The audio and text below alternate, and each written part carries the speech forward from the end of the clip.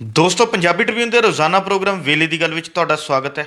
ਮੈਂ ਆਤਿਸ਼ ਗੁਪਤਾ ਤੁਹਾਡੇ ਸਾਹਮਣੇ ਹਾਜ਼ਰ ਹਾਂ ਤੇ ਅੱਜ ਅਸੀਂ ਗੱਲ ਕਰਾਂਗੇ ਪੰਜਾਬ ਚੋਣਾਂ ਨੂੰ ਬਹੁਤ ਥੋੜਾ ਸਮਾਂ ਰਹਿ ਚੁੱਕਿਆ ਹੈ ਤੇ ਪੰਜਾਬ ਦੀਆਂ ਕਿਸਾਨ ਜਥੇਬੰਦੀਆਂ ਸੰਯੁਕਤ ਕਿਸਾਨ ਮੋਰਚਾ ਪੰਜਾਬ ਚੋਣਾਂ ਲੜੇਗਾ ਜਾਂ ਨਹੀਂ।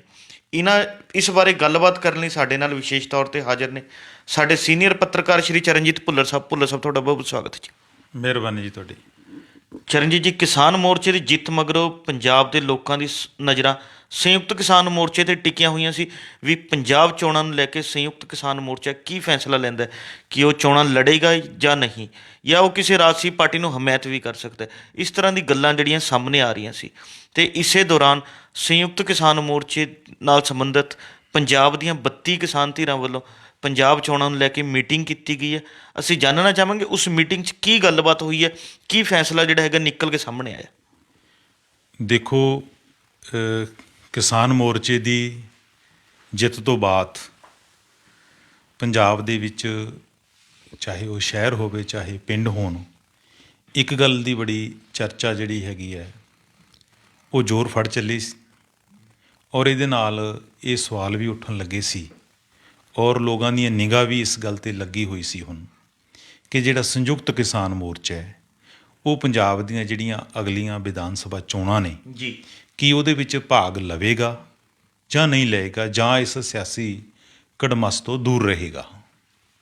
ਤਾਂ ਕੱਲ੍ਹ ਸੰਯੁਕਤ ਕਿਸਾਨ ਮੋਰਚੇ ਦੀ ਪਾਰਟ ਵਜੋਂ ਜਿਹੜੀ 32 ਕਿਸਾਨ ਧਿਰਾਂ ਪੰਜਾਬ ਨਾਲ ਤਾਲੁਕ ਰੱਖਦੀਆਂ ਨੇ ਜੀ, ਉਹਨਾਂ ਦੀ ਮੁੱਲਾਪੁਰ ਦੇ ਵਿੱਚ ਇੱਕ ਮੀਟਿੰਗ ਹੋਈ ਹੈ ਜਿਹਦੇ ਵਿੱਚ ਇਹ ਗੱਲ ਨਿਕਲ ਕੇ ਸਾਹਮਣੇ ਆਈ ਹੈ ਕਿ ਸੰਯੁਕਤ ਕਿਸਾਨ ਮੋਰਚੇ ਦੇ ਬੈਨਰ ਹੇਠ ਜਿਹੜੀਆਂ ਅਗਲੀਆਂ ਪੰਜਾਬ ਵਿਧਾਨ ਸਭਾ ਦੀਆਂ ਚੋਣਾਂ ਉਹ ਨਹੀਂ ਲੜੀਆਂ ਜਾਣਗੀਆਂ। ਜੀ, ਚਾਹੇ ਇਹਦਾ ਰਸਮੀ ਫੈਸਲਾ ਉਹਨਾਂ ਨੇ ਅਗਲੀ ਮੀਟਿੰਗ ਹੈ ਜਿਹੜੀ ਉਹ ਅਗਲੇ ਹਫ਼ਤੇ ਰੱਖੀ ਹੈ, ਉਹਦੇ ਵਿੱਚ ਬਕਾਇਦਾ ਜਿਹੜਾ ਐਲਾਨ ਹੋਏਗਾ, ਪਰ ਇੰਨਾ ਕੁ ਗੱਲ ਤੈਅ ਹੋ ਗਈ ਹੈ ਕਿ ਜਿਹੜੀਆਂ 32 ਕਿਸਾਨ ਧਿਰਾਂ ਨੇ ਉਸ ਬੈਨਰ ਹੇਠ, ਜਿਸ ਬੈਨਰ ਹੇਠ ਦਿੱਲੀ ਦੇ ਵਿੱਚ ਖੇਤੀ ਕਾਨੂੰਨਾਂ ਦੇ ਖਿਲਾਫ ਲੜਾਈ ਲੜੀ ਗਈ ਸੀ, ਉਸ ਬੈਨਰ ਦਾ ਪ੍ਰਯੋਗ ਹੈ ਜਿਹੜਾ ਉਹ ਕਿਸਾਨ ਧਿਰਾਂ ਕੋਈ ਵੀ ਧਿਰ ਹੈ ਜਿਹੜੀ ਨਹੀਂ ਕਰੇਗੀ। ਜੀ, ਤਾਂ ਉਹਦੇ ਵਿੱਚ ਇਕੱਲੇ ਇਹ ਫੈਸਲਾ ਨਹੀਂ ਹੋਇਆ, ਬਲਕਿ ਉਸ ਤੋਂ ਪਹਿਲਾਂ ਕੁਛ ਜਿਹੜੇ ਅੰਦਰ ਪਾਰਟੀਆਂ ਕਿਸਾਨ ਯੂਨੀਅਨਾਂ ਦੇ ਵਿੱਚ ਜਿਹੜੇ ਆਪਸੀ ਆਗੂਆਂ ਦੇ ਵਿੱਚ ਦਰਾੜ ਪਈ ਹੈ ਪਿਛਲੇ ਦਿਨਾਂ 'ਚ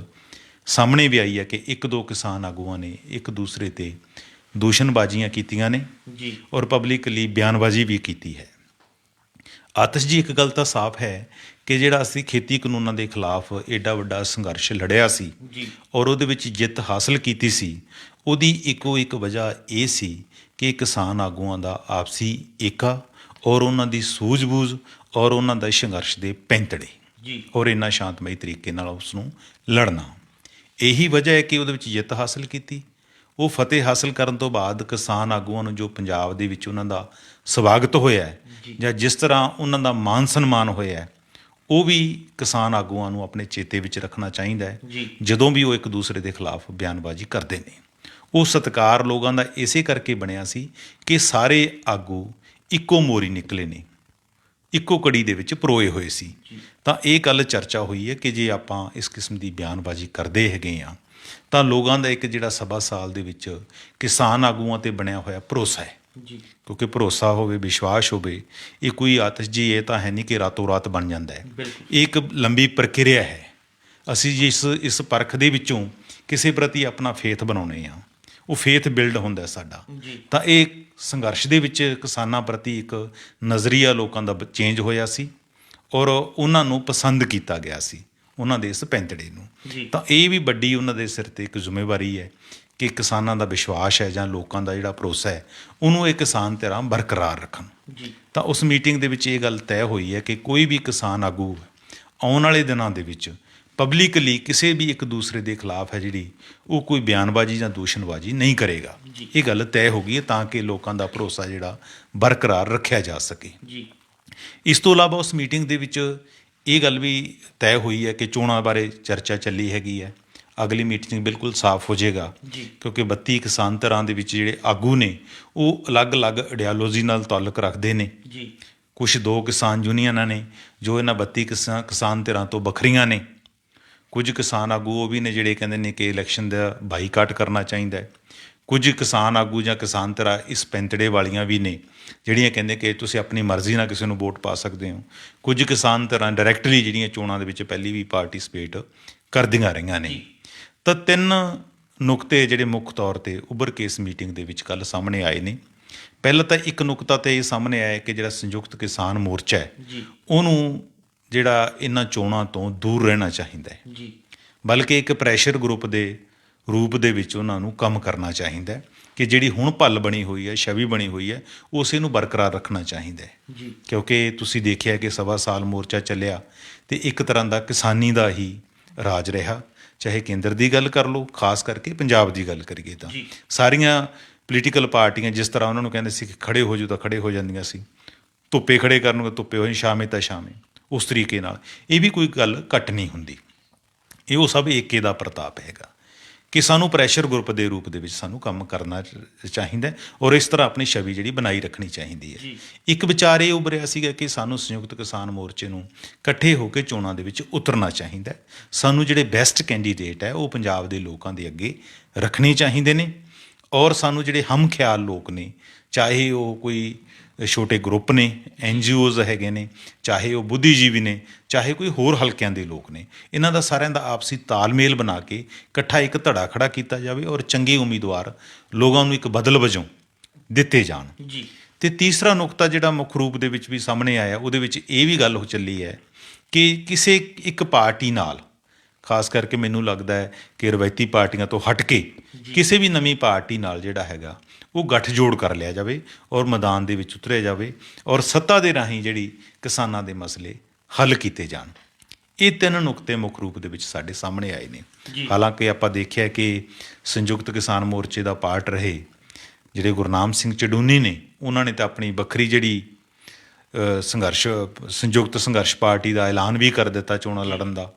ਔਰ ਪਹਿਲਾਂ ਵੀ ਇਹ ਆਤਿਸ਼ ਪਾਰਟੀਆਂ ਇੱਦਾਂ ਦੀਆਂ ਬਣਦੀਆਂ ਰਹੀਆਂ। ਇੱਕ ਵਾਰੀ 84 ਦੇ ਵਿੱਚ ਗਵਰਨਰ ਹਾਊਸ ਦਾ ਵੱਡਾ ਘਿਰਾਓ ਹੋਇਆ ਸੀਗਾ, ਉਸ ਤੋਂ ਬਾਅਦ 90 ਦੇ ਵਿੱਚ ਘੇਰਾਬੰਦੀ ਹੋਈ ਸੀ। ਉਦੋਂ ਵੀ ਕਿਸਾਨਾਂ ਦੀ ਇੰਨੀ ਪਾਵਰ ਬਣੀ ਸੀ ਤੇ ਉਹਨਾਂ ਦਿਨਾਂ ਦੇ ਵਿੱਚ ਸਰਦਾਰ ਅਜਮੇਰ ਸਿੰਘ ਲੱਖੋਵਾਲ ਹੋਰਾਂ ਨੇ ਆਪਣੀ ਲੋਕ ਹਿੱਤ ਪਾਰਟੀ ਖੜੀ ਕੀਤੀ ਸੀ। ਕਿਉਂਕਿ ਪਾਰਟੀਆਂ ਰਾਤੋਂ ਰਾਤ ਖੜੀਆਂ ਕਰਕੇ ਚੋਣਾਂ ਲੜਨਾ ਹੋਰ ਗੱਲ ਹੈ, ਸੰਘਰਸ਼ ਦਾ ਮਸਲਾ ਹੋਰ ਹੈ। ਸੰਘਰਸ਼ ਦੇ ਵਿੱਚ ਬਹੁਤ ਸਾਰੇ ਲੋਕ ਤੁਹਾਡੇ ਨਾਲ ਜੁੜਦੇ ਨੇ।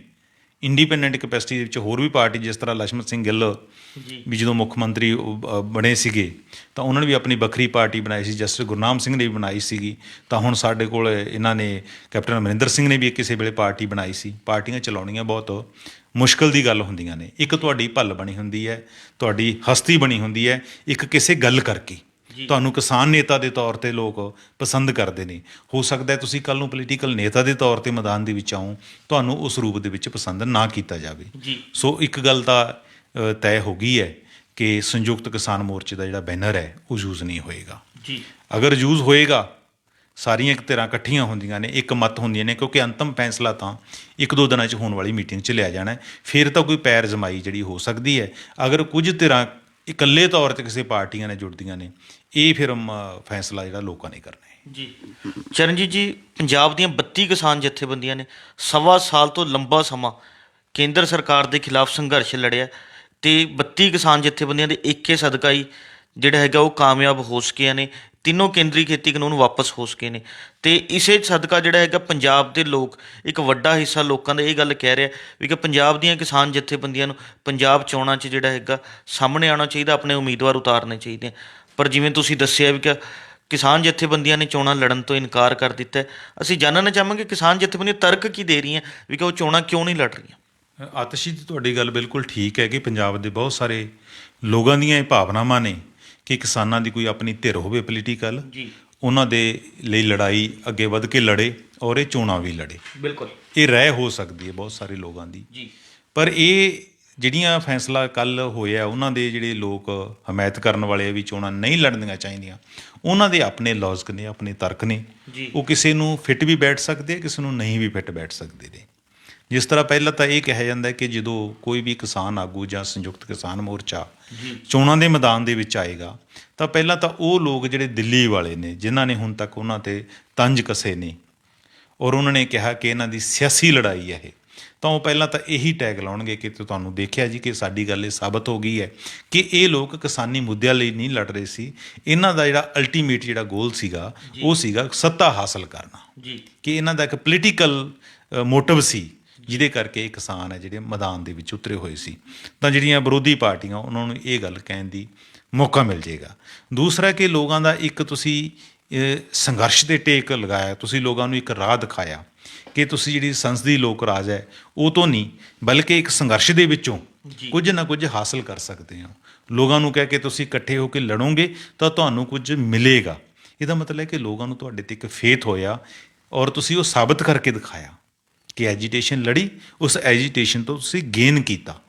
ਪਰ ਜਦੋਂ ਤੁਸੀਂ ਹੁਣ ਮੁੜਮਾ ਬਦਲਮਾ ਪੈਂਤੜਾ ਲਾਓਗੇ ਤਾਂ ਲੋਕਾਂ ਦਾ ਸੰਘਰਸ਼ ਦੇ ਉੱਪਰ ਜਿਹੜਾ ਭਰੋਸਾ ਹੈ ਉਹ ਵੀ ਡੋਲੇਗਾ, ਉਹ ਵੀ ਟੁੱਟੇਗਾ ਕਿਤੇ ਨਾ ਕਿਤੇ, ਕਿਉਂਕਿ ਇੱਕ ਫੇਥ ਹੈ ਜਿਹੜਾ ਤੁਸੀਂ ਇੰਨੀ ਮਿਹਨਤ ਨਾਲ ਬਣਾਇਆ ਹੈ ਔਰ ਲੋਕਾਂ ਦੇ ਸਾਹਮਣੇ ਇੱਕ ਐਗਜ਼ਾਮਪਲ ਹੈ ਜਿਹੜੀ ਉਹ ਸੈੱਟ ਕੀਤੀ ਹੈ। ਤੀਸਰਾ ਇੱਕ ਇਹ ਵੀ ਵਿਚਾਰ ਆ ਰਿਹਾ ਕਿ ਜੇ ਅਗਰ ਇਹ ਚੋਣਾਂ ਲੜਦੇ ਨੇ ਤਾਂ ਇਹਦੇ ਨਾਲ ਪਿੰਡਾਂ ਦੇ ਵਿੱਚ ਧੜੇਬੰਦੀ ਤਾਂ ਪਹਿਲਾਂ ਹੀ ਹੈ ਪੋਲੀਟੀਕਲ ਲੋਕਾਂ ਦੀ, ਤਾਂ ਪਿੰਡਾਂ ਦੇ ਵਿੱਚ ਜਿਹੜੇ ਇੱਕ ਹੋਰ ਧੜੇ ਹੈ ਜਿਹੜੇ ਉਹ ਖੜੇ ਹੋ ਜਾਣਗੇ, ਜਿਹੜਾ ਗਰੁੱਪਿਜ਼ਮ ਹੈ ਉਹ ਵਧੇਗਾ। ਇੱਕ ਇਹ ਇਸ ਤਰ੍ਹਾਂ ਦਾ ਇਹ ਕਈ ਤਰ੍ਹਾਂ ਦੇ ਜਿਹੜੇ ਵਿਚਾਰ ਹੈ ਲੋਕਾਂ ਦੇ ਵਿੱਚ ਵੀ ਚੱਲ ਰਹੇ ਨੇ ਔਰ ਕਿਸਾਨ ਆਗੂ ਹੈ ਜਿਹੜਾ ਆਪਣਾ ਲੌਜਿਕ ਦੇ ਰਹੇ ਨੇ ਸਾਰੀਆਂ ਜਿਹੜੀ ਤਰ੍ਹਾਂ। ਉਹਦੇ ਵਿੱਚ ਵੀ ਗੱਲ ਚੱਲੀ ਸੀ ਕਿ ਕਿਉਂ ਨਹੀਂ ਸਾਨੂੰ ਚੋਣਾਂ ਲੜਨੀਆਂ ਚਾਹੀਦੀਆਂ, ਕਿਉਂਕਿ ਲੋਕ ਤਾਂ ਉਡੀਕ ਰਹੇ ਨੇ। ਹਾਂ ਆਤਿਸ਼ ਜੀ ਇੰਨਾ ਕੁ ਜ਼ਰੂਰ ਹੈਗਾ ਕਿ ਆਉਣ ਵਾਲੇ ਦਿਨਾਂ 'ਚ ਜਿਹੜਾ ਸੰਯੁਕਤ ਕਿਸਾਨ ਮੋਰਚਾ ਕਿਸਾਨਾਂ ਨੂੰ ਜਾਂ ਪੰਜਾਬ ਦੇ ਲੋਕਾਂ ਨੂੰ ਇੱਕ ਰਾਹ ਜ਼ਰੂਰ ਦਿਖਾਏਗਾ, ਉਹਨਾਂ ਕੋਲ ਅਲਟਰਨੇਟਿਵ ਕੋਈ ਪ੍ਰੋਗਰਾਮ ਜ਼ਰੂਰ ਦੇਗਾ, ਕੋਈ ਰੱਖੇਗਾ। ਜਾਂ ਤਾਂ ਇਹ ਹੋ ਸਕਦਾ ਕਿ ਜਦੋਂ ਵੀ ਪੋਲੀਟੀਕਲ ਪਾਰਟੀਆਂ ਤੁਹਾਡੇ ਦਰਾਂ 'ਤੇ ਆਉਂਦੀਆਂ ਨੇ ਤਾਂ ਤੁਸੀਂ ਇਹ ਏਜੰਡੇ ਉਹਨਾਂ ਦੇ ਸਾਹਮਣੇ ਰੱਖ ਸਕਦੇ ਹੋ ਔਰ ਉਹਨਾਂ ਤੋਂ ਲਿਖਤੀ ਪ੍ਰੂਫ ਹੈ ਜਿਹੜੇ ਉਹ ਲੈ ਸਕਦੇ ਹੈਗੇ ਹੋ ਕਿ ਤੁਸੀਂ ਸਾਡੇ ਲਈ ਖੇਤੀ ਲਈ ਕੀ ਕਰੋਗੇ, ਕਰਜ਼ ਮੁਆਫੀ ਲਈ ਤੁਹਾਡੇ ਕੋਲ ਕੀ ਏਜੰਡਾ ਹੈਗਾ, ਜਾਂ ਕਿਸਾਨਾਂ ਦੀ ਫਸਲੀ ਵਿਭਿੰਨਤਾ ਲਈ ਤੁਸੀਂ ਕੀ ਸੋਚਿਆ ਹੈ, ਉਹਦੇ ਰਿਸੋਰਸਿਸ ਹੈ ਜਿਹੜੇ ਉਹ ਕਿੱਥੋਂ ਆਉਣੇ ਨੇ। ਇਸ ਕਿਸਮ ਦਾ ਹੱਲ ਹੈ ਜਿਹੜਾ ਉਹ ਪੋਲੀਟੀਕਲ ਪਾਰਟੀਆਂ ਤੋਂ ਚਾਹ ਸਕਦੇ ਨੇ ਲੋਕ ਹੈ ਜਿਹੜੇ। ਤਾਂ ਆਉਣ ਵਾਲੇ ਦਿਨਾਂ 'ਚ ਦੇਖਣ ਵਾਲੀ ਗੱਲ ਹੋਏਗੀ ਕਿ ਕਿਸ ਕਿਸਮ ਦਾ ਜਿਹੜਾ ਪ੍ਰੋਗਰਾਮ ਹੈ ਉਹ ਸੰਯੁਕਤ ਕਿਸਾਨ ਮੋਰਚਾ ਲੋਕਾਂ ਅੱਗੇ ਲੈ ਕੇ ਆਉਂਦਾ ਹੈ। ਜੀ ਚਰਨਜੀਤ ਜੀ, ਇੱਕ ਆਮ ਲੋਕਾਂ 'ਚ ਇਹ ਵੀ ਗੱਲ ਸੁਣਨ ਨੂੰ ਆ ਰਹੀ ਹੈ ਵੀ ਕਿ ਜੇ ਕਿਸਾਨ ਜਥੇਬੰਦੀਆਂ ਦੇ ਆਗੂ ਚਾਹੇ MP ਬਣਨ ਚਾਹੇ MLA ਬਣ ਕੇ ਲੋਕ ਸਭਾ 'ਚ ਜਾਂ ਵਿਧਾਨ ਸਭਾ 'ਚ ਜਾਂਦੇ ਨੇ ਤਾਂ ਉਹ ਕਿਸਾਨੀ ਮੁੱਦਿਆਂ ਨੂੰ ਜਿਹੜਾ ਬੜੇ ਆਰਾਮ ਨਾਲ ਚੁੱਕ ਸਕਦੇ ਨੇ, ਅਤੇ ਤਾਂ ਜੋ ਇਹ ਲੜਾਈ ਜਿਹੜੀ ਸੜਕਾਂ 'ਤੇ ਬਹਿ ਕੇ ਲੜੀ ਗਈ ਹੈ ਹੁਣ ਤੱਕ ਪਿਛਲੇ ਲੰਬਾ ਸਮਾਂ, ਉਹ ਵਿਧਾਨ ਸਭਾ ਅਤੇ ਲੋਕ ਸਭਾ 'ਚ ਵੀ ਲੜੀ ਜਾ ਸਕਦੀ ਹੈ। ਤੁਹਾਨੂੰ ਨਹੀਂ ਲੱਗਦਾ ਵੀ ਕਿ ਉਸ 'ਚ ਜ਼ਿਆਦਾ ਵਧੀਆ ਰਹਿਣਗੇ? ਵਧੀਆ ਵਾਲੀ ਗੱਲ ਤਾਂ ਠੀਕ ਹੈ ਤੁਹਾਡੀ। ਪੰਜਾਬ ਦੇ ਇੱਕ ਤਬਕਾ ਇਹ ਵੀ ਸੋਚਦਾ ਹੈ ਕਿ ਕਿਸਾਨੀ ਦੇ ਜਿਹੜੇ ਲੌਬਿੰਗ ਕਰਨ ਵਾਲਾ ਜਾਂ ਕਿਸਾਨੀ ਦੀ ਪ੍ਰਤੀਨਿਧਤਾ ਕਰਨ ਵਾਲੇ ਜਿਹੜੇ MP ਹੈ MLA ਹੈ ਉਹ ਵਿਧਾਨ ਸਭਾਵਾਂ 'ਚ ਹੋਣੇ ਚਾਹੀਦੇ ਨੇ, ਪਾਰਲੀਮੈਂਟ 'ਚ ਹੋਣੇ ਚਾਹੀਦੇ ਨੇ। ਕਿਉਂਕਿ ਹੁਣ ਇਹ ਗੱਲ ਤਾਂ ਪਿੱਛੇ ਨਿੱਠ ਕੇ ਸਾਹਮਣੇ ਸਾਡੇ ਆਈ ਹੋਈ ਹੈ ਕਿ ਜਿਹੜੇ ਕਾਰਪੋਰੇਟ ਘਰਾਣਿਆਂ ਦੇ ਪ੍ਰਤੀਨਿਧ ਹੈ ਉਹ ਤਾਂ ਸਾਡੇ ਦੇਸ਼ ਦੇ ਜਿਹੜੇ ਪ੍ਰਮੁੱਖ 2 ਆਗੂ ਨੇ ਉਹ ਕਰ ਹੀ ਰਹੇ ਨੇ, ਉਹਨਾਂ ਦੀ ਨੁਮਾਇੰਦਗੀ ਉਹਨਾਂ ਲਈ ਕਰ ਹੀ ਰਹੇ ਨੇ। ਇਸ ਤਰ੍ਹਾਂ ਹੋਰ ਜਿਹੜਾ ਕੋਈ ਕਾਰੋਬਾਰੀ ਲੋਕ ਹੈ ਉਹਨਾਂ ਦੇ ਪ੍ਰਤੀਨਿਧ ਵੀ ਹੁੰਦੇ ਨੇ, ਕੋਈ ਵਪਾਰੀ ਤਬਕਾ ਉਹਨਾਂ ਦੇ ਪ੍ਰਤੀਨਿਧ ਹੁੰਦੇ ਨੇ ਜਿਹੜੇ ਲੌਬਿੰਗ ਕਰਦੇ ਨੇ, ਚਾਹੇ ਉਹ ਵਿਧਾਨ ਸਭਾ ਹੋਵੇ ਚਾਹੇ ਉਹ ਪਾਰਲੀਮੈਂਟ ਹੋਵੇ। ਔਰ ਕਿਸਾਨ ਠੱਗੇ ਮਹਿਸੂਸ ਕਰਦੇ ਆ ਇਸ ਮਸਲੇ ਦੇ ਵਿੱਚ। ਉਹ ਕਹਿੰਦੇ ਕਿ ਸਾਡਾ ਕੋਈ ਪ੍ਰਤੀਨਿਧ ਨਹੀਂ, ਜਿਸ ਕਰਕੇ ਸਾਡੀ ਗੱਲ ਨਹੀਂ ਹੁੰਦੀ। ਜਾਂ ਹੁਣ ਦੇਖਿਆ ਜਾਵੇ ਕਿ ਜਿਹੜੀ ਮੌਜੂਦਾ ਲੋਕ ਸਭਾ ਹੈ ਇਹਦੇ ਵਿੱਚੋਂ ਜਿਹੜੇ 203 MP ਨੇ ਆਤਿਸ਼ ਜੀ, ਉਹ ਖੇਤੀ ਨਾਲ ਤਾਲੁਕ ਰੱਖਦੇ ਨੇ, ਜਿਨ੍ਹਾਂ ਨੇ ਆਪਣੇ ਆਪ ਇਹ ਗੱਲ ਕਹੀ ਹੈ ਕਿ ਉਹ ਕਿਸਾਨੀ ਕਿੱਤੇ ਨਾਲ ਤਾਲੁਕ ਰੱਖਦੇ ਨੇ ਜਾਂ ਕਿਸਾਨ ਨੇ ਉਹ। ਤਾਂ 203 ਦੇ ਵਿੱਚ 143 ਜਿਹੜੇ MP ਨੇ ਉਹ ਭਾਜਪਾ ਨਾਲ ਸੰਬੰਧ ਰੱਖਦੇ ਨੇ। ਅਗਰ ਕਿਸਾਨਾਂ ਦੇ ਪ੍ਰਤੀਨਿਧ ਏਡੀ ਵੱਡੀ ਗਿਣਤੀ ਦੇ ਵਿੱਚ ਪਾਰਲੀਮੈਂਟ ਦੇ ਵਿੱਚ ਪਹਿਲਾਂ ਬੈਠੇ ਸੀ ਤਾਂ ਫਿਰ ਜਦੋਂ 3 ਖੇਤੀ ਕਾਨੂੰਨ ਬਣਾਏ ਗਏ ਸੀ ਤਾਂ ਉਹਨਾਂ ਨੇ ਫਿਰ ਆਪਣੇ ਕੰਨਾਂ ਦੇ ਵਿੱਚ ਕੌੜਾ ਤੇਲ ਕਿਉਂ ਪਾ ਲਿਆ ਸੀ? ਗੱਲ ਬਿਲਕੁਲ ਵਾਜਬ ਹੈ ਪੰਜਾਬ ਦੇ ਲੋਕਾਂ ਦੀ ਕਿ ਕਿਸਾਨਾਂ ਦੇ ਆਪਦੇ ਜਿਹੜਾ ਕਿਸਾਨੀ ਦਾ ਦਰਦ ਪਾਰਲੀਮੈਂਟ 'ਚ ਰੱਖ ਸਕਣ, ਉਹ ਹੋਣੇ ਚਾਹੀਦੇ ਨੇ। ਕੋਈ ਸਮਾਂ ਸੀ ਕਿ ਜਦੋਂ ਪਾਰਲੀਮੈਂਟ ਜਾਂ ਵਿਧਾਨ ਸਭਾ 'ਚ ਖੇਤੀ ਕਰਨ ਵਾਲੇ ਲੋਕ, ਖੇਤੀ ਨਾਲ ਤਾਲੁਕ ਰੱਖਣ ਵਾਲੇ ਜਿਨ੍ਹਾਂ ਕੋਲ ਆਪਣੀਆਂ ਜ਼ਮੀਨਾਂ ਜਾਇਦਾਦਾਂ ਹੁੰਦੀਆਂ ਸੀ ਉਹ ਚੁਣੇ ਜਾਂਦੇ ਸੀ ਔਰ ਕਿਸਾਨੀ ਦੀ ਗੱਲ ਵੀ ਕਰਦੇ ਸੀ। ਪਰ ਜਦੋਂ ਤੋਂ ਇਹਨਾਂ ਲੋਕਾਂ ਨੇ, ਜਦੋਂ ਤੋਂ ਸਿਆਸਤ ਦੇ ਜਿਹੜੇ ਅਰਥ ਹੈ ਜਾਂ ਮਾਣੇ ਆ ਉਹ ਬਦਲੇ ਨੇ ਤਾਂ ਉਹਨਾਂ ਨੇ ਆਪਣੇ ਕਾਰੋਬਾਰ ਹੋਰ ਕਰ ਲਏ ਨੇ। ਜਿਵੇਂ ਮੰਨ ਲਓ ਕੋਈ ਖੇਤੀ ਆਪਣੇ ਪੰਜਾਬ ਦਾ ਵੱਡਾ ਨੇਤਾ ਹੈਗਾ, ਉਹ ਖੇਤੀ ਪਹਿਲਾਂ ਖੇਤੀ ਸੀ ਉਹਦਾ, ਹੁਣੇ ਨਾਲ ਬੱਸਾਂ ਦਾ ਕਾਰੋਬਾਰ ਕਰ ਲਿਆ, ਨਾਲ ਉਹਨੇ ਐਵੀਏਸ਼ਨ ਕੰਪਨੀਆਂ ਜਿਹੜੀਆਂ ਚਲਾ ਲਈਆਂ ਨੇ ਆਪਣੀਆਂ। ਤਾਂ ਫਿਰ ਜਦੋਂ ਹੁਣ ਉਹ ਪਾਰਲੀਮੈਂਟ ਦੇ ਵਿੱਚ ਆਪਣੇ ਰੱਖੂਗਾ, ਪੱਖ ਰੱਖੇਗਾ ਤਾਂ ਉਹ ਆਪਣੇ ਬਿਜ਼ਨਸ ਦਾ ਰੱਖੇਗਾ, ਉਹ ਆਪਣੀ ਇੰਡਸਟਰੀ ਦਾ ਪੱਖ ਰੱਖੇਗਾ, ਆਪਣੇ ਐਵੀਏਸ਼ਨ ਦਾ ਖਿਆਲ ਰੱਖੇਗਾ। ਤਾਂ ਇਸ ਤਰ੍ਹਾਂ ਬਹੁਤ ਸਾਰੇ ਜਿਹੜੇ MP ਹੁਣ ਚੁਣੇ ਜਾਂਦੇ ਨੇ, ਉਹਨਾਂ ਜਿਹੜੇ ਐਗਰੀਕਲਚਰ ਚਾਹੇ ਉਹ ਆਪਣਾ ਕਿੱਤਾ ਲਿਖਦੇ ਨੇ, ਪਰ ਉਹਨਾਂ ਨੇ ਪੈਰਲਲ ਆਪਣੇ ਕਾਰੋਬਾਰ ਹੈ ਜਿਹੜੇ ਹੋਰ ਖੜੇ ਕਰ ਲਏ ਨੇ, ਜਿਨ੍ਹਾਂ ਦੇ ਉਹ ਹਿੱਤਾਂ ਦੀ ਉੱਥੇ ਪਾਰਲੀਮੈਂਟ 'ਚ ਜਾ ਕੇ ਰਾਖੀ ਕਰਦੇ ਨੇ। ਇਸ ਕਰਕੇ ਜਿਹੜੇ ਸਾਡੇ ਕਿਸਾਨ ਹੈ, ਇਹਨਾਂ ਦੀ ਕੋਈ ਬਾਂਹ ਫੜਨ ਵਾਲਾ ਨਹੀਂ ਰਹਿ ਜਾਂਦਾ। ਅਗਰ ਇਹਨਾਂ ਦੀ ਤਰਜ਼ਮਾਨੀ ਉਹ ਸਹੀ ਕਰਦੇ ਤਾਂ ਹੋ ਸਕਦਾ ਖੇਤੀ ਕਾਨੂੰਨ ਹੈ ਜਿਹੜੇ ਉਹ ਹੋਂਦ ਦੇ ਵਿੱਚ ਨਾ ਆਉਂਦੇ। ਲੋੜ ਤਾਂ ਇਸ ਗੱਲ ਦੀ ਹੈ ਕਿ ਚੰਗੇ ਲੋਕ ਹੈ, ਜਿਹੜੇ ਦਰਦ ਰੱਖਣ ਵਾਲੇ ਲੋਕ ਹੈ, ਜਿਨ੍ਹਾਂ ਦੇ ਹੰਝੂ ਕਿਸਾਨਾਂ ਲਈ ਵਹਿੰਦੇ ਹੋਣ, ਉਹ ਸਾਡੀਆਂ ਵਿਧਾਨ ਸਭਾਵਾਂ 'ਚ ਹੋਣ। ਤਾਂ ਇਸ ਤਰ੍ਹਾਂ ਦਾ ਲੋਕਾਂ ਨੂੰ ਸੜਕਾਂ 'ਤੇ ਨਾ ਹੀ ਉਤਰਨਾ ਪੈਣਾ, ਮੋਰਚੇ ਨਾ ਲਾਉਣੇ ਪੈਣ। ਤੁਸੀਂ ਸ਼ਾਇਦ ਪਹਿਲਾਂ ਵੀ ਆਪਾਂ ਗੱਲ ਕੀਤੀ ਹੋਵੇ ਕਿ ਇੰਗਲੈਂਡ ਦੀ ਇੱਕ ਪੁਰਾਣੀ ਕਥਾ ਹੈ ਕਿ ਉੱਥੋਂ ਦੇ ਬਾਦਸ਼ਾਹ ਦੇ ਕੋਲ ਬਹੁਤ ਸਾਰੇ ਕਿਸਾਨ ਇਕੱਠੇ ਹੋ ਕੇ ਗਏ। ਉਹਨਾਂ ਨੇ ਬਾਦਸ਼ਾਹ ਅੱਗੇ ਅਪੀਲ ਕੀਤੀ ਕਿ ਸਾਡੀ ਖੇਤੀ 'ਤੇ ਬਹੁਤ ਸਾਰੇ ਟੈਕਸ ਨੇ, ਤੁਸੀਂ ਖੇਤੀ ਨੂੰ ਟੈਕਸਾਂ ਤੋਂ ਮੁਕਤ ਕਰ ਦਿਓ। ਪਰ ਬਾਦਸ਼ਾਹ ਨੇ ਇੱਕ ਅਨੋਖੀ ਸ਼ਰਤ ਹੈ ਜਿਹੜੀ ਉਹਨਾਂ 'ਤੇ ਲਾ ਦਿੱਤੀ। ਬਾਦਸ਼ਾਹ ਨੇ ਕਿਹਾ ਕਿ ਤੁਹਾਡੀ ਕਿਸਾਨੀ ਪਰਿਵਾਰ 'ਚੋਂ ਅਗਰ ਕੋਈ ਔਰਤ ਸਾਰੇ ਸ਼ਹਿਰ ਦਾ ਨੰਗਨ ਹੋ ਕੇ ਚੱਕਰ ਲਗਾ ਕੇ ਆਏਗੀ ਤਾਂ ਮੈਂ ਤੁਹਾਨੂੰ ਟੈਕਸਾਂ ਤੋਂ ਮੁਕਤ ਕਰ ਦਾਂਗਾ। ਕਿਸਾਨ ਪਰੇਸ਼ਾਨ ਹੋਏ ਵਫਦ ਵਾਲੇ, ਉਹ ਸਾਰੇ ਉਸ ਰਾਜੇ ਦੀ ਮਹਿਲਾਂ ਦੇ ਵਿੱਚ ਰਾਣੀ ਕੋਲ ਚਲੇ ਗਏ। ਉਹਨਾਂ ਨੇ ਰਾਣੀ ਨੂੰ ਅਪੀਲ ਕੀਤੀ ਕਿ ਅਸੀਂ ਬਾਦਸ਼ਾਹ ਨੂੰ ਟੈਕਸਾਂ ਤੋਂ ਮੁਕਤੀ ਚਾਹੁੰਦੇ ਸੀਗੇ, ਪਰ ਉਹਨਾਂ ਨੇ ਕਹਿ ਦਿੱਤਾ ਕਿ ਤੁਹਾਡੀ ਇੱਕ ਔਰਤ ਸਾਰੇ ਸ਼ਹਿਰ ਦਾ ਨਗਨ ਅਵਸਥਾ ਦੇ ਵਿੱਚ ਚੱਕਰ ਲਗਾ ਕੇ ਆਵੇ। ਤਾਂ ਉਸ ਰਾਣੀ ਦੀਆਂ ਅੱਖਾਂ ਦੇ ਵਿੱਚ ਹੰਝੂ ਆ ਗਏ। ਤਾਂ ਉਹ ਰਾਣੀ ਨਗਨ ਹੋਈ, ਆਪਣਾ ਘੋੜੇ 'ਤੇ ਸਵਾਰ ਹੋਈ, ਸਾਰੇ ਸ਼ਹਿਰ ਦਾ ਚੱਕਰ ਉਸ ਰਾਣੀ ਨੇ ਕੱਟਿਆ ਅਤੇ ਅਖੀਰ ਦੇ ਵਿੱਚ ਉਹ ਬਾਦਸ਼ਾਹ ਕੋਲ ਆਈ ਕਿ ਬਾਦਸ਼ਾਹ ਤੁਹਾਡੀ ਸ਼ਰਤ ਹੈ ਜਿਹੜੀ ਇੱਕ ਮਹਿਲਾ ਦੇ ਤੌਰ 'ਤੇ ਮੈਂ ਪੂਰੀ ਕਰ ਦਿੱਤੀ। ਇਹ ਖੇਤਾਂ ਦੇ ਜਾਏ ਨੇ, ਤੁਸੀਂ ਇਹਨਾਂ ਨੂੰ ਟੈਕਸਾਂ ਤੋਂ ਮੁਕਤ ਕਰ ਦਿਓ। ਦੱਸਦੇ ਨੇ ਕਿ ਅੱਜ ਵੀ ਇੰਗਲੈਂਡ ਦੇ ਵਿੱਚ ਉਹ ਰਾਣੀ ਗੁਡੀਵਾ ਦਾ ਜਿਹੜਾ ਬੁੱਤ ਹੈ ਉਹ ਲੱਗਾ ਹੋਇਆ। ਤਾਂ ਇਸ ਕਿਸਮ ਦੇ ਜਿਹੜੇ ਲੋਕ ਹੈ, ਸਾਡੇ ਕਿਸਾਨਾਂ ਨੂੰ, ਸਾਡੇ ਲੋਕਾਂ ਨੂੰ ਇਸ ਕਿਸਮ ਦੇ ਪ੍ਰਤੀਨਿਧ ਚਾਹੀਦੇ ਨੇ ਜਿਨ੍ਹਾਂ ਦੀਆਂ ਅੱਖਾਂ ਦੇ ਵਿੱਚ ਉਹਨਾਂ ਵਾਸਤੇ ਹੰਝੂ ਹੋਣ। ਚਰਨਜੀਤ ਜੀ, ਇੱਕ ਪਾਸੇ ਪੰਜਾਬ ਦੀਆਂ 32 ਕਿਸਾਨ ਜਥੇਬੰਦੀਆਂ ਚੋਣਾਂ ਨੂੰ ਲੈ ਕੇ ਰਣਨੀਤੀ ਤਿਆਰ ਕਰ ਰਹੀਆਂ ਨੇ ਵੀ ਕਿ ਉਹਨਾਂ ਨੇ ਭਾਵੇਂ ਇਨਕਾਰ ਕਰਤਾ ਵੀ ਕਿ ਕਰਨਾ ਕੀ ਹੈ, ਉਸ ਲਈ ਵਿਊਥਬੰਦੀ ਚੱਲ ਰਹੀ ਹੈ। ਤਾਂ ਦੂਜੇ ਪਾਸੇ ਪੰਜਾਬ ਦੇ ਮੁੱਖ ਮੰਤਰੀ ਚਰਨਜੀਤ ਸਿੰਘ ਚੰਨੀ ਵੱਲੋਂ ਵੀ 32 ਦੀ 32 ਕਿਸਾਨ ਜਥੇਬੰਦੀਆਂ ਨੂੰ ਸੱਦਾ ਦਿੱਤਾ ਗਿਆ ਤਾਂ ਜੋ ਬੈਠ ਕੇ ਮੀਟਿੰਗ ਕੀਤੀ ਜਾ ਸਕੇ। ਅਸੀਂ ਜਾਣਨਾ ਚਾਹਾਂਗੇ ਇਹ ਮੀਟਿੰਗ ਕਦੋਂ ਹੋਣ ਜਾ ਰਹੀ ਹੈ ਅਤੇ ਮੀਟਿੰਗ ਦੇ ਪਿੱਛੇ ਏਜੰਡਾ ਕੀ ਹੈ? ਆਤਿਸ਼ ਜੀ, ਤੁਹਾਡੇ ਯਾਦ ਹੋਏਗਾ ਕਿ 17 ਨਵੰਬਰ ਨੂੰ ਪੰਜਾਬ ਦੀਆਂ ਕਿਸਾਨ ਧਿਰਾਂ ਨੇ ਮੁੱਖ ਮੰਤਰੀ ਚਰਨਜੀਤ ਚੰਨੀ ਹੋਰਾਂ ਨਾਲ ਇੱਕ ਮੀਟਿੰਗ ਕੀਤੀ ਸੀ, ਜਿਹਦੇ ਵਿੱਚ ਉਹਨਾਂ ਨੇ ਆਪਣਾ 18 ਮੰਗਾਂ ਦਾ ਇੱਕ ਚਾਰਟਰ ਹੈ ਉਹਨਾਂ ਨੂੰ ਦਿੱਤਾ ਸੀ, ਜਿਹਦੇ ਵਿੱਚ ਮੁੱਖ ਮੰਤਰੀ ਨੇ ਇਹ ਵੀ ਦਾਅਵਾ ਕੀਤਾ ਸੀ ਕਿ ਮੈਂ 17 ਮੰਗਾਂ ਇਹਨਾਂ ਦੀਆਂ ਹੱਲ ਕਰ ਦਿੱਤੀਆਂ ਔਰ ਜਿਹੜੀ ਕਿਸਾਨਾਂ ਦੇ ਕਰਜ਼ੇ ਵਾਲੀ ਮਸਲਾ ਹੈਗਾ ਉਹ ਵੱਡਾ ਮਸਲਾ ਹੈ, ਉਹ ਅਸੀਂ ਪੈਂਡਿੰਗ ਰੱਖਿਆ। ਤਾਂ ਹੁਣ ਪਿੱਛੇ ਜੇ ਵੀ 17 ਤਰੀਕ ਨੂੰ ਇਸੇ ਦਸੰਬਰ ਨੂੰ ਮੀਟਿੰਗ ਰੱਖੀ ਸੀ, ਜਿਹੜੀ ਬਾਅਦ ਦੇ ਵਿੱਚ 20 ਤਰੀਕ ਨੂੰ ਕਰ ਦਿੱਤੀ, ਅਤੇ ਹੁਣ ਉਹ ਮੀਟਿੰਗ ਹੈ ਜਿਹੜੀ ਉਹ 23 ਦਸੰਬਰ ਨੂੰ ਹੋ ਰਹੀ ਹੈ, ਜਿਹਦੇ ਵਿੱਚ ਸਾਰੀਆਂ ਕਿਸਾਨ ਧਿਰਾਂ ਨੂੰ, ਪੰਜਾਬ ਵਾਲੀਆਂ ਨੂੰ, 32 ਦੀਆਂ 32 ਦੇ ਕਿਸਾਨ ਆਗੂਆਂ ਨੂੰ ਸੱਦਾ ਦਿੱਤਾ। ਉਹ ਮੀਟਿੰਗ ਹੋਏਗੀ। ਇਹ ਵੱਖਰੀ ਗੱਲ ਹੈ ਕਿ ਲਮਕਦੀ ਮੀਟਿੰਗ ਹੈ ਜਿਹੜੀ ਕਾਫੀ ਨੇੜੇ ਚਲੀ ਗਈ। ਇਹ ਨਾ ਹੋਵੇ ਕਿ ਚੋਣ ਜ਼ਾਬਤਾ ਦਾ ਬਹਾਨਾ ਲਾ ਕੇ ਸਰਕਾਰ ਹੈ ਜਿਹੜੀ ਇਹਨਾਂ ਮੰਗਾਂ 'ਤੇ ਟਾਲਾ ਵੱਟ ਜਾਵੇ। ਪਰ ਫਿਰ ਵੀ ਸਾਡੇ ਕੋਲ ਤਕਰੀਬਨ 2 ਹਫ਼ਤੇ 2-2.5 ਹਫ਼ਤੇ ਜਿਹੜੇ ਪਏ ਨੇ ਹਜੇ, ਅਤੇ ਜੇ ਸਰਕਾਰ ਚਾਹੇ ਤਾਂ ਸਰਕਾਰ ਲਈ ਕੋਈ ਵੀ ਗੱਲ ਔਖੀ ਨਹੀਂ ਹੁੰਦੀ। ਇਹ 'ਚ ਅਤਿਸ਼ ਮੂਲ ਮੁੱਦਾ ਜਿਹੜਾ ਹੈਗਾ ਉਹ ਕਰਜ਼ੇ ਵਾਲਾ ਰਹਿਣਾ ਹੈਗਾ, ਕਰਜ਼ਾ ਮਾਫੀ ਦਾ, ਕਿਉਂਕਿ ਸਰਕਾਰ ਨੇ ਵੈਸੇ ਤਾਂ ਕਿਹਾ ਸੀ ਕਿ 90,000 ਕਰੋੜ ਦਾ ਅਸੀਂ ਕਰਜ਼ਾ ਮਾਫ ਕਰਾਂਗੇ, ਪਰ ਫਿਰ ਵੀ ਜਿਹੜਾ ਪ੍ਰੋਮਿਸ ਕੀਤਾ ਕਿ 10,000 ਕਰੋੜ ਦਾ ਕਰਨਾ ਸੀ, ਉਹਦੇ ਵਿੱਚੋਂ ਵੀ ਸਿਰਫ 4600 ਕੁਛ ਕਰੋੜ ਦਾ ਕਰਜ਼ਾ ਜਿਹੜਾ ਮਾਫ ਹੋਇਆ। ਔਰ ਸਰਕਾਰ ਨੇ ਆਈਡੈਂਟੀਫਾਈ 1 ਲੱਖ ਤੋਂ ਉੱਪਰ ਬੰਦਾ ਜਿਹੜਾ ਹਜੇ ਪਿਆ, ਜਿਹੜਾ ਇਹਨਾਂ ਸਰਕਾਰ ਨੇ ਯੋਗ ਮੰਨੇ, ਉਹਨਾਂ ਦੇ ਕਰਜ਼ੇ ਵੀ ਹਜੇ ਬਕਾਇਆ ਪਿਆ। ਪਰ ਇਸ ਤੋਂ ਬਿਨਾਂ ਜਿਹੜਾ ਅਸੀਂ ਖੇਤੀ ਵਿਕਾਸ ਬੈਂਕ ਹੈ, ਜਿਹਨੂੰ PADB ਬੈਂਕ ਕਹਿ ਦਿੰਦੇ ਹਾਂ, ਜੇ ਸਰਕਾਰ ਚਾਹੇ ਜਾਂ ਕਿਸਾਨ ਧਿਰਾਂ ਇਹ ਮਸਲਾ ਰੱਖਣਾ ਚਾਹੀਦਾ ਕਿ ਉਹਨੂੰ ਕਰਜ਼ੇ 'ਚੋਂ ਬਾਹਰ ਰੱਖਿਆ ਗਿਆ ਸੀਗਾ। ਔਰ ਛੋਟੀ ਕਿਸਾਨੀ, ਦਰਮਿਆਨੀ ਕਿਸਾਨੀ, ਉਹ ਵੱਡਾ ਭਾਰ ਹੈ, ਉਹਨਾਂ ਦੇ ਜਿਹੜੇ ਵਿਆਜ ਦਰਾਂ ਬਹੁਤ ਜ਼ਿਆਦਾ ਹੈਗੀਆਂ ਨੇ। ਅੱਜ ਕਿਸਾਨਾਂ ਦੇ ਸਿਰ ਜਿਹੜੇ PADB ਬੈਂਕ ਹੈ, ਉਹਨਾਂ ਦੇ ਬਹੁਤ ਵੱਡੇ ਕਰਜ਼ੇ ਖੜੇ ਨੇ।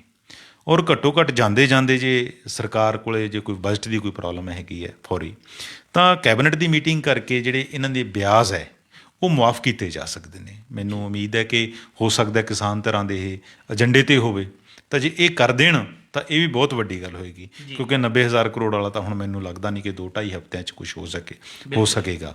ਔਰ ਜਿਹੜੀਆਂ ਹੁਣ ਪਾਰਟੀਆਂ ਪ੍ਰਚਾਰ ਦੇ ਵਿੱਚ ਜੁਟੀਆਂ ਰੈਲੀਆਂ ਕਰ ਰਹੀਆਂ ਨੇ, ਉਹਨਾਂ ਦੇ ਏਜੰਡੇ ਦੇ ਵਿੱਚ ਵੀ ਮੈਨੂੰ ਕਰਜ਼ੇ ਵਾਲਾ ਮਸਲਾ ਨਹੀਂ ਦਿਖ ਰਿਹਾ। ਚਾਹੇ ਉਹ ਕੇਜਰੀਵਾਲ ਹੋਵੇ, ਕੇਜਰੀਵਾਲ ਮਤਲਬ 1000 ਰੁਪਇਆ ਔਰਤਾਂ ਨੂੰ ਦੇਣ ਦੀ ਗੱਲ ਕਹਿ ਰਿਹਾ ਹੈ ਪ੍ਰਤੀ ਮਹੀਨਾ। ਹੋਰ ਐਲਾਨ ਹੋ ਰਹੇ ਮੁਫਤ ਵੰਡਣ ਦੇ ਕੋਈ ਚੀਜ਼ਾਂ ਦੇ, ਅਤੇ ਚਾਹੇ ਉਹ ਬਿਜਲੀ ਦੇ ਯੂਨਿਟ ਹੋਣ। ਪਰ ਕਰਜ਼ੇ ਦਾ ਮਸਲਾ ਮੈਨੂੰ ਨਹੀਂ ਲੱਗਦਾ ਕਿ ਮੋਟੇ ਤੌਰ 'ਤੇ ਕਿਸੇ ਨੇ ਕਿਹਾ ਹੋਵੇ ਕਿ ਕਰਜ਼ੇ ਬਾਰੇ ਅਸੀਂ ਕੀ ਕਰਾਂਗੇ, ਜਾਂ ਜਿਹੜੇ ਕਿਸਾਨ ਖੁਦਕੁਸ਼ੀਆਂ ਕਰ ਰਹੇ ਆ ਉਹਨਾਂ ਨੂੰ ਰੋਕੇ ਜਾਣ ਲਈ ਸਾਡੇ ਕੋਲ ਕੀ ਰੋਡ ਮੈਪ ਹੈ। ਇਸ ਕਿਸਮ ਦਾ ਕੋਈ ਸਾਹਮਣੇ ਨਹੀਂ ਆ ਰਿਹਾ। ਕਿਸਾਨ ਲੋਕ ਤਾਂ ਵਿਚਾਰੇ ਪੰਜਾਬ ਦੇ ਭੋਲੇ ਨੇ, ਹਰ ਵਾਰੀ ਉਹ ਇਤਵਾਰ ਕਰਕੇ ਹਰ ਨਵੀਂ ਪਾਰਟੀ ਨੂੰ ਮੌਕਾ ਦੇ ਦਿੰਦੇ ਨੇ ਕਿ ਜੀ ਚਲੋ ਜੀ ਇਸ ਵਾਰ ਸਾਨੂੰ ਉਹਨਾਂ ਨੂੰ ਲੱਗਿਆ ਕਿ ਕੈਪਟਨ ਅਮਰਿੰਦਰ ਸਿੰਘ ਸਾਡੇ ਦੁੱਖਾਂ ਦੀ ਦਾਰੂ ਬਣ ਸਕਦਾ, ਉਹਨੂੰ ਵੋਟਾਂ ਪਾਤੀਆਂ। ਅੱਗੇ ਕਿਸੇ ਨੂੰ ਹੋਰ ਪਾ ਦੇਣਗੇ। ਜਿਵੇਂ ਆਪਾਂ ਆਚਾਰੀਆ ਰਜਨੀਸ਼ ਦੀ ਗੱਲ ਨਾਲ ਖਤਮ ਕਰਾਂਗੇ, ਉਹ ਕਹਿੰਦਾ ਕਿ ਵੀ ਇਹ ਤਾਂ ਜਿਵੇਂ ਅਰਥੀ ਦਾ ਅਸੀਂ ਜੋ ਜਾਂਦੇ ਹਾਂ ਲੈ ਕੇ ਮ੍ਰਿਤਕ ਨੂੰ, ਤਾਂ ਉਹਦੇ ਮੋਢਾ ਬਦਲਣ ਵਾਂਗ ਹੈ। ਅਸੀਂ ਕਹਿੰਦਾ ਮੋਢਾ ਇੱਕ ਲਾਇਆ ਹੁੰਦਾ, ਫਿਰ ਅਸੀਂ ਦੂਸਰਾ ਬਦਲ ਲੈਂਦੇ ਹਾਂ। ਪਰ ਜਿਹੜਾ ਭਾਰ ਹੈ, ਜਿਹੜਾ ਬੋਝ ਹੈ, ਉਹ ਨਹੀਂ ਕੱਟਦਾ, ਪਰ ਸਾਨੂੰ ਝੋਲਾ ਪੈ ਜਾਂਦਾ ਹੈ ਕਿ ਅਸੀਂ ਮੋਢਾ ਬਦਲ ਲਿਆ। ਇਸ ਤਰ੍ਹਾਂ ਮੋਢਾ ਬਦਲੀ ਦੀ ਤਰ੍ਹਾਂ ਅਸੀਂ ਕਦੇ ਕਿਸੇ ਪਾਰਟੀ ਨੂੰ ਲੈ ਆਉਂਦੇ ਹਾਂ, ਕਦੇ ਕਿਸੇ ਪਾਰਟੀ ਨੂੰ ਲੈ ਆਉਂਦੇ। ਲੋੜ ਹੈ ਕਿ ਇਹੋ ਜਿਹੀ ਪਾਰਟੀ ਆਵੇ ਜਿਹੜੀ ਕਿਸਾਨਾਂ ਦੇ, ਲੋਕਾਂ ਦੇ ਦੁੱਖਾਂ ਦਰਦਾਂ ਨੂੰ ਦੂਰ ਕਰ ਸਕੇ। ਜੀ, ਇਹ ਸਨ ਸਾਡੇ ਸੀਨੀਅਰ ਪੱਤਰਕਾਰ ਸ਼੍ਰੀ ਚਰਨਜੀਤ ਭੁੱਲਰ, ਜਿਨ੍ਹਾਂ ਨੇ ਆਪਣੇ ਵਡਮੁੱਲੇ ਵਿਚਾਰ ਸਾਡੇ ਨਾਲ ਸਾਂਝੇ ਕੀਤੇ। ਕੱਲ੍ਹ ਨੂੰ ਇਸੇ ਸਮੇਂ ਇੱਕ ਨਵੇਂ ਮੁੱਦੇ ਦੇ ਨਾਲ ਫਿਰ ਮਿਲਾਂਗੇ ਪ੍ਰੋਗਰਾਮ ਵੇਲੇ ਦੀ ਗੱਲ ਵਿੱਚ। ਧੰਨਵਾਦ।